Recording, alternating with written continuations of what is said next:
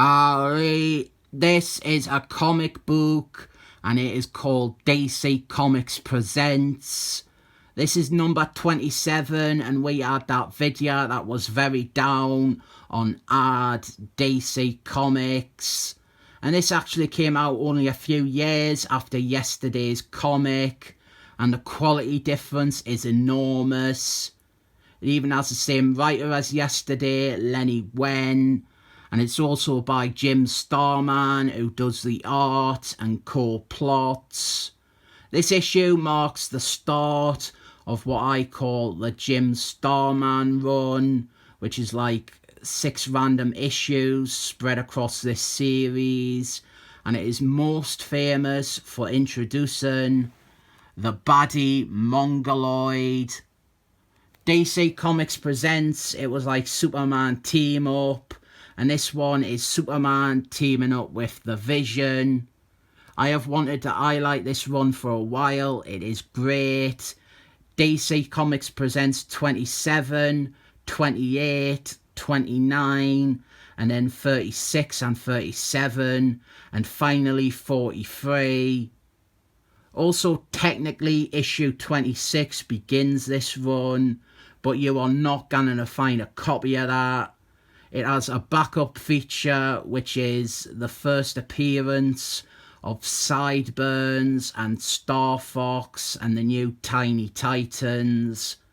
Fortunately, you can skip that issue and just start here. There is not any setup in that issue. And this here is the first appearance of Mongoloid. And it is the start of that overall story arc with Mongoloid. He has kidnapped Superman's friends. And he is forcing Superman to help him find a magic power item. In this case, a magic key. And the magic key is located on the Vision's current home planet.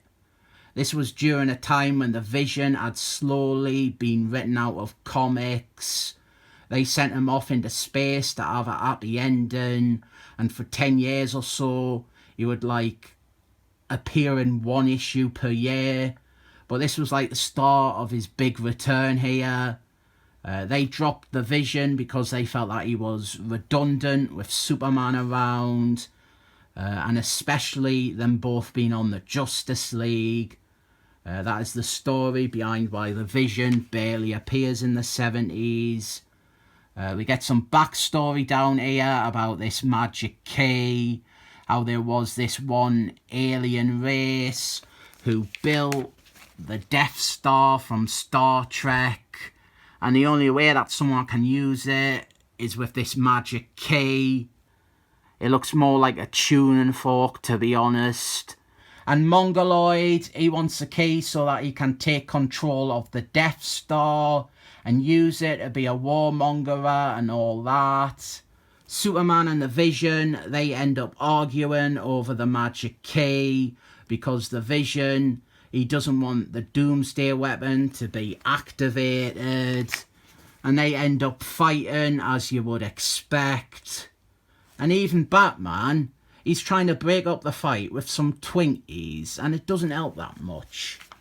This is a really solid fight and fair to both characters. The Vision, he tries to bluff Superman down with some cryptonianite missiles. But it's Superman. Superman, he can piss fire and shit icebergs, so no missiles are ever going to stop him. So Superman, he wins the fight, but he feels bad about having to beat up his friend like this. But he had to because the lives of his other friends were at stake. So Superman, he goes and gets the magic key, and he is immediately greeted by Mongoloid's massive fucking spaceship. And then Superman, well, he refuses to give Mongoloid the magic key. And his friends, they beg that Superman just let them die rather than hand Mongoloid the literal keys to a doomsday weapon. But then Mongoloid, he gets pissed off, but he is defeated by an unseen force, which is the Vision. He has gone invisible. So the Vision fights Mongoloid, but then Mongoloid, he escapes with the magic key and all is lost. And then the Vision, he is fucking scathing to Superman, proper guilt tripping him about letting Mongoloid get away and get access to the magic key. There's some really well done bits with Superman accepting that he actually failed here. And then he swears that he's gonna go after Mongoloid and stop him from his evil plan. And this is continued next issue. This issue is good. This short run is really good. It's kind of annoying that it's not quite all being collected in one place. There is an odd trade paperback called Superman vs. Mongoloid that has 4 of the 6 issues, but it also omits the Spectre one, which is a highlight of the whole run. Other than this one, which can be a bit expensive since it is Mongoloid's first appearance, you can get the other issues at reasonable prices. I purposely listed the exact issues because I do recommend this as like an essential DC story from before Christmas on Infinite Earths. Issues 27, 28, 29, 36, 37 and 43. It's like an ongoing story with Mongoloid and it is good stuff. I had been wanting to crack on and review this run for yonks, so I rate this issue 7 thumbs up.